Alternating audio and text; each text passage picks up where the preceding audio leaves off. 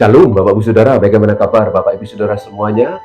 Saya selalu berdoa dan berharap kita tetap dalam perlindungan dan penyertaan Tuhan. Bahkan pemeliharaan Tuhan semakin nyata di tengah-tengah tantangan zaman ini. Dunia tidak semakin lebih baik. Harapan kita sebagai umat manusia, kita merindukan segala sesuatunya lebih baik. Namun kenyataan tidak demikian. Firman Tuhan berkata langit dan bumi akan berlalu, tapi firman Tuhan, firman Kristus tetap untuk selama-lamanya. Jika Dia Tuhan yang kita sembah mati tidak bangkit, maka sia-sialah iman kita. Namun Tuhan Yesus Dia bangkit dan memberikan pengharapan, memberikan keyakinan, bahkan memberikan hidup yang kekal bagi mereka yang percaya kepadanya.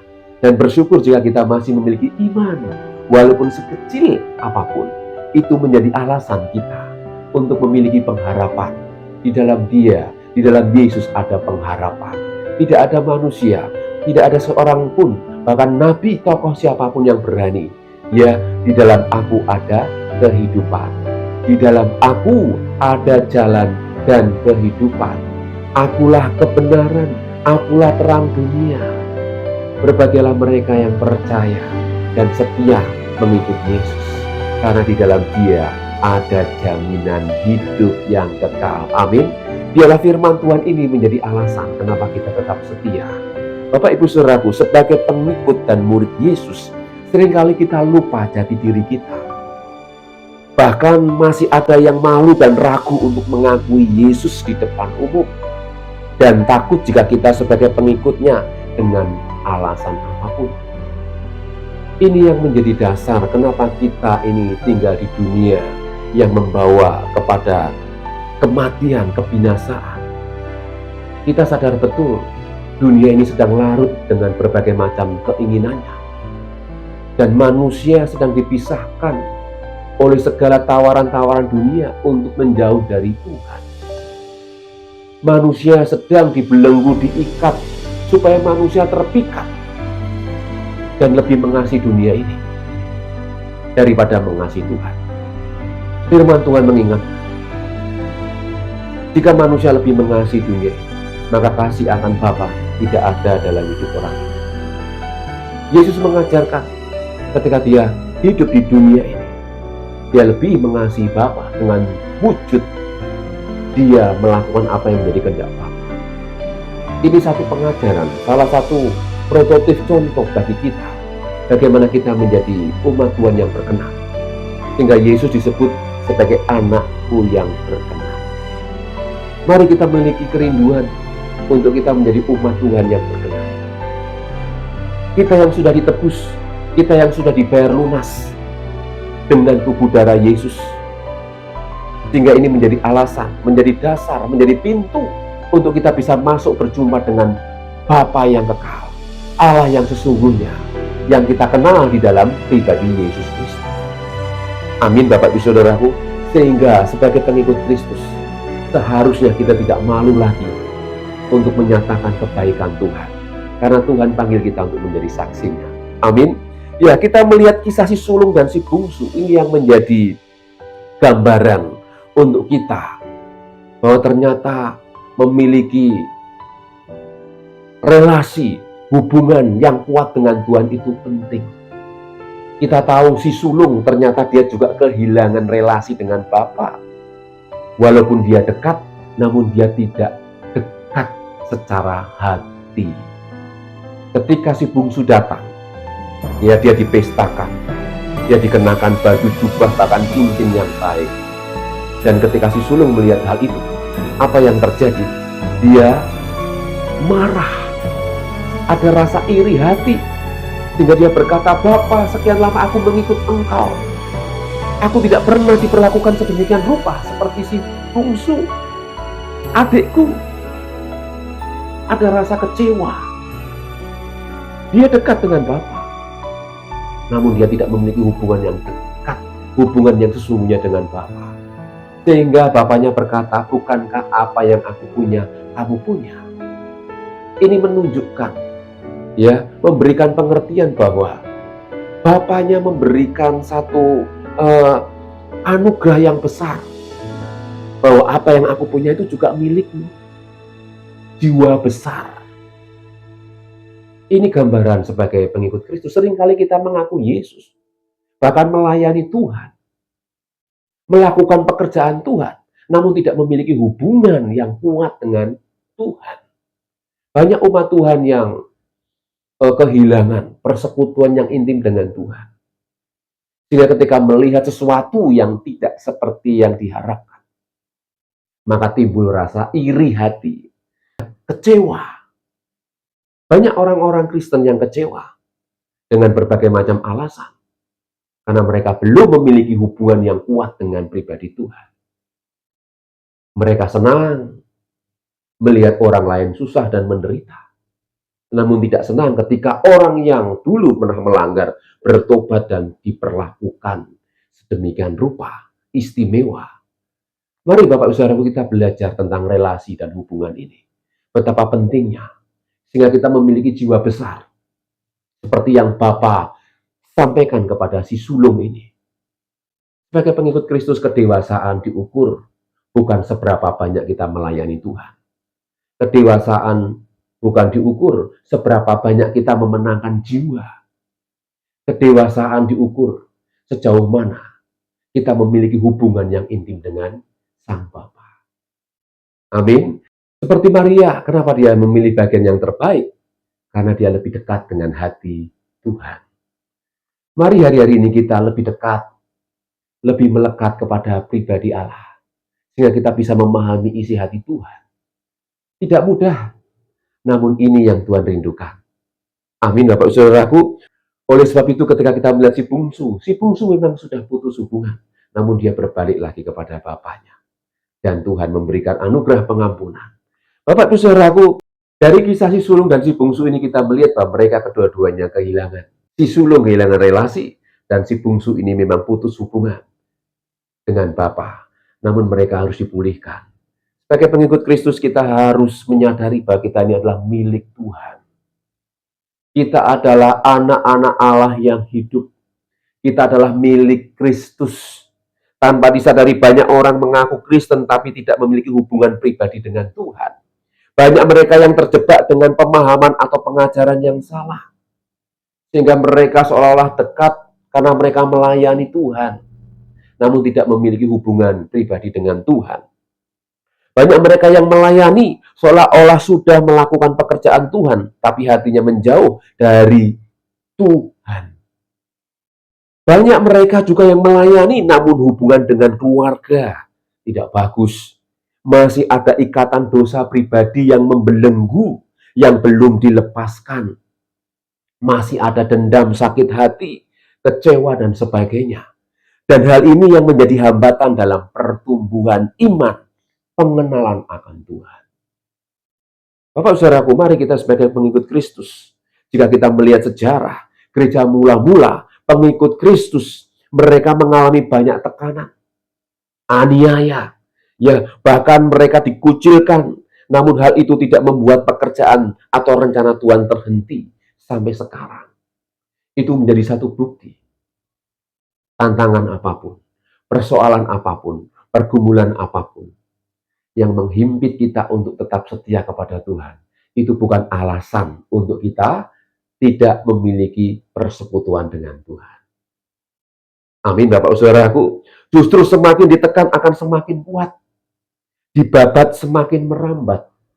Ketika masalah datang dalam hidup kita, semakin kita kuat berseru kepada Tuhan. Semakin banyak masalah, semakin banyak tekanan, membuat kita ini harus semakin kuat, memiliki persekutuan dengan Tuhan. Amin, Bapak Saudaraku. Oleh sebab itu, tema kali ini akan saya beri judul, pentingnya memiliki relasi, hubungan yang kuat dengan Tuhan. Siapa kita? Milik siapa kita? Bapak Saudaraku, firman Tuhan di dalam Roma pasal yang ke-10 ayat 9 sampai dengan yang ke-11. Mari kita akan membaca firman Tuhan ini. Sebab jika kamu mengaku dengan mulutmu bahwa Yesus adalah Tuhan dan percaya dalam hatimu bahwa Allah telah membangkitkan Dia dari antara orang mati, maka kamu akan diselamatkan. Karena dengan hati orang percaya dan dibenarkan, dan dengan mulut orang mengaku dan diselamatkan. Karena kitab suci berkata, barang siapa yang percaya kepada Dia tidak akan dipermalukan. Sekali lagi dengan tema siapa kita dan milik siapa kita. Kita adalah anak Allah, milik Kristus. Jadi dengan kesadaran hal ini kita tidak perlu takut dan malu lagi. Kenapa? Karena kita tidak akan dipermalukan. Poin yang pertama, jika kita ini adalah anak Allah, seperti Yesus, dia juga disebut sebagai anak Allah. Kita adalah anak-anak Allah yang hidup, dan kita adalah milik Kristus, maka kita tidak akan dipermalukan. Amin. Oleh sebab itu jangan malu kita sebagai pengikut Kristus. Kita tidak usah malu disebut sebagai murid Kristus. Apapun yang kita hadapi. 1 Korintus 3:23 mengatakan, tetapi kamu adalah milik Kristus, dan Kristus adalah milik Allah. Galatia 3:29, dan jika kamu adalah milik Kristus, maka kamu juga adalah keturunan Abraham, dan berhak menerima janji Allah. Jelas ini firman Tuhan mengingatkan kepada kita, bahwa jika kita adalah milik Kristus, maka kita juga adalah keturunan Abraham secara rohani. Kita adalah keturunan Abraham, bapak orang beriman. Makanya jika kita disebut sebagai keturunan Abraham, kita juga memiliki iman yang sama seperti Abraham miliki. Dan iman itu harus diproses sedemikian rupa untuk mewujudkan, ya seperti Abraham, dia disebut sebagai bapak orang beriman karena dia lebih mengasihi Tuhan di atas segalanya. Dengan bukti ketika dia tidak punya anak, Tuhan berjanji akan memberikan anak. Dan Tuhan melihat sejauh mana Abraham lebih mengasihi anaknya atau lebih mengasihi Tuhan. Namun Abraham lebih mengasihi Tuhan. Walaupun anaknya ketika diminta, dia persembahkan. Di situ Abraham memiliki iman yang luar biasa. Sehingga dikatakan, maka kamu juga adalah keturunan Abraham dan berhak menerima janji Allah. Apa janji Tuhan? Di dalam firman Tuhan tentunya kita telah mendengar janji Tuhan. Banyak janji Tuhan. Penyertaan Tuhan, pemeliharaan Tuhan, perlindungan Tuhan, dan Tuhan selalu memberkati hidup kita sampai hari ini, sampai kita berjumpa dengan Tuhan. Amin, Bapak Ibu Saudaraku. Ya, sehingga Galatia 5:24 dikatakan, barang siapa menjadi milik Kristus Yesus, ia telah menyalibkan daging dengan segala hawa nafsu dan keinginannya. Sebagai pengikut Kristus kita juga diajar, tentunya sejauh mana kita lebih mengasihi Tuhan. Bahkan dikatakan barang siapa yang mengasihi dirinya sendiri, nyawanya sendiri, maka dia akan kehilangan nyawanya. Barang siapa yang kehilangan nyawanya karena aku, kata Tuhan, maka dia akan memperolehnya. Di sini Tuhan mengajarkan untuk kita lebih mengasihi Tuhan. Seringkali dalam hidup kita ini kita lebih terikat, lebih mengasihi yang lain. Pekerjaan kita, hobi, itu bisa menyita waktu kita, membuat kita jauh dari Tuhan. Mungkin bisa orang-orang dekat kita, ya, lebih mengasihi suami atau istri atau anak-anak. Bukan berarti kita tidak mengasihi mereka. Namun hati kita lebih mengasihi mereka semua daripada Tuhan. Kenapa Tuhan berkata, aku adalah Allah yang cemburu? Karena kita diminta untuk lebih tahu siapa kita. Bahwa kita adalah miliknya. Kita adalah anak-anaknya. Kita harus lebih mengasihi Tuhan. Jika kasih Tuhan ada dalam hidup kita, otomatis kita akan mengasihi keluarga kita, orang-orang dekat kita, bahkan sesama kita. Tuhan juga mengajarkan, kasihilah sesamamu seperti dirimu sendiri. Berdoalah bagi mereka yang menganiaya, bahkan musuh-musuhmu. Ini ajaran Tuhan. Namun dalam hal ini, kita diajar untuk mendahulukan Tuhan. Amin. Karena kita tidak akan dipermalukan. Jika Tuhan kita utamakan, maka hidup kita tidak akan dipermalukan. Amin, Bapak Ibu Saudaraku. Ini kunci kemenangan kita sebagai pengikut Kristus. Jadi barang siapa menjadi milik Kristus Yesus, ia telah menyalibkan daging dengan segala hawa nafsu dan keinginannya. Ini yang menjadi dasar alasan kenapa kita harus ikut Yesus sangkal diri, pikul salib.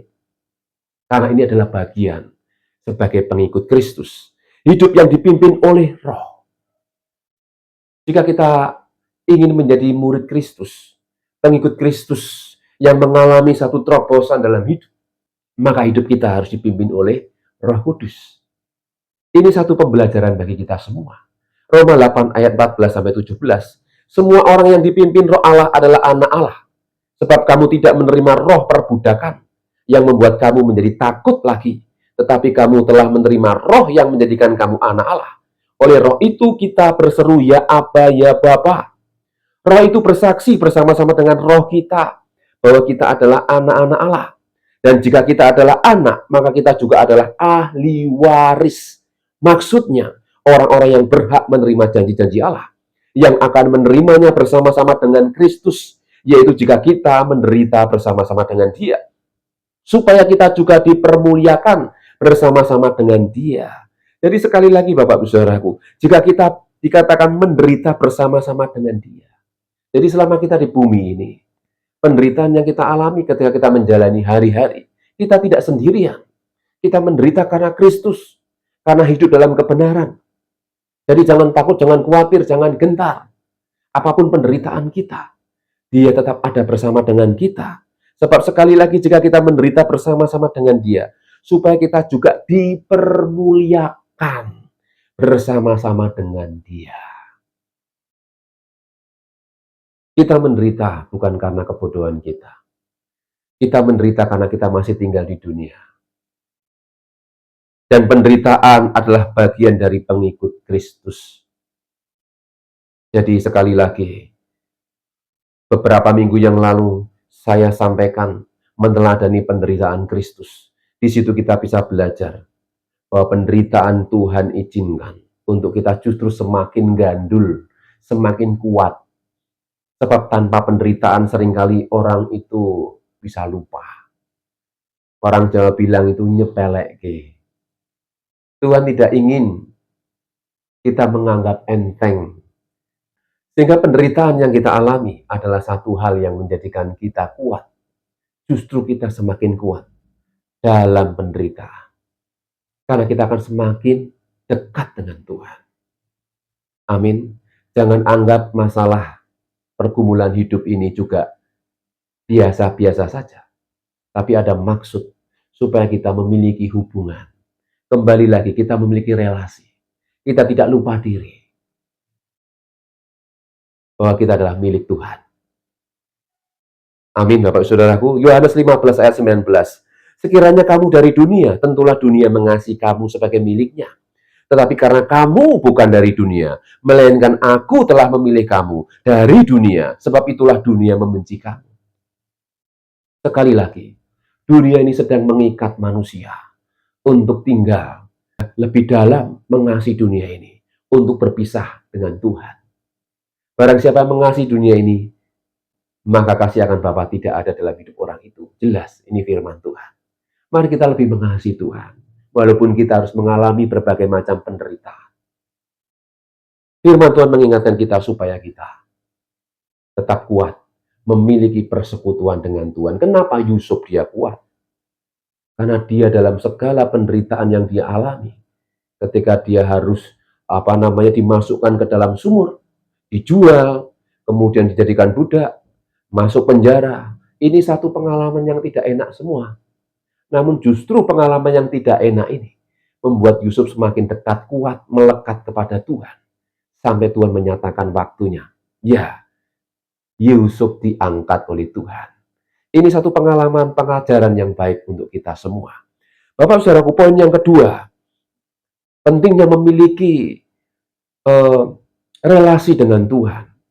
Hubungan yang kuat dengan Tuhan. Siapa kita? Milik siapa kita? Yaitu kita harus tetap tinggal dalam ajaran Kristus. Kenapa kita harus kuat dan tetap tinggal dalam ajaran Kristus? 2 Yohanes 1 ayat 9 mengatakan, setiap orang yang tidak tinggal di dalam ajaran Kristus, tetapi yang melangkah keluar dari situ, tidak memiliki Allah. Barang siapa tinggal di dalam ajaran itu, ia memiliki Bapa maupun Anak. Tuhan mengajar kita untuk kita tetap di dalam Kristus. Banyak pengajaran, banyak pemahaman, seolah-olah menjauhi penderitaan. Seolah-olah anak Tuhan harus diberkati dan hidup dengan sukacita. Memang Tuhan juga memberkati kita. Memang Tuhan juga lebih senang kita mengalami sukacita, mengalami kenyamanan. Namun Tuhan memiliki rancangan rencana yang terbaik bagi manusia selama di bumi. Bahwa penderitaan adalah memang bagian dari hidup kita. Bukan berarti kita terus menderita, susah payah terus, bukan. Namun di sini adalah Tuhan ingin mengajar kita untuk kita tinggal di dalam ajaran Kristus. Kita menderita karena kebenaran. Kita susah karena melakukan kebenaran.